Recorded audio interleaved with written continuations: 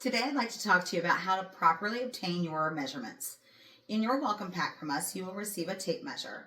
Some common measurements that we would like are going to be your chest, your arms, your natural waist, your hips, and your legs. If you can see this tape measure, one side is inches, the other side is centimeters.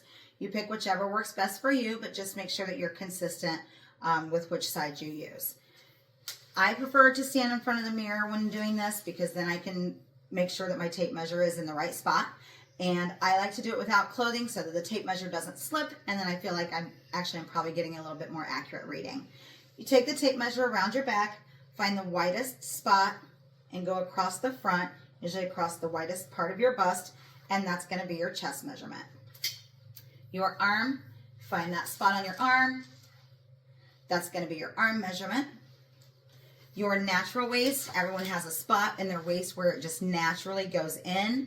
That's going to be your natural waist. That's where you want to get that measurement. Some it's a little bit higher, some it's lower. You find the spot where your waist, your natural waist is. Tape measure around the back, and that's going to be your waist measurement. Your hips, again, probably without clothes, so your tape measure is not getting some extra fabric in there. Go around the back side, typically around the buttock, that widest spot, and that's going to be your hip measurement. Your leg measurement, the same. You're going to find that spot, typically upper thigh area, and that's going to be your leg measurement. We ask that you do this about once a month.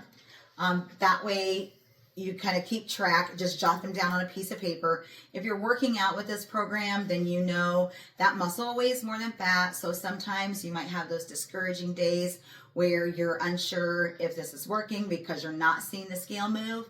Well, as long as you take these measurements, then you can see you may not be losing weight, but you're losing inches, and that is just a little added security to make sure that you are successful on this journey.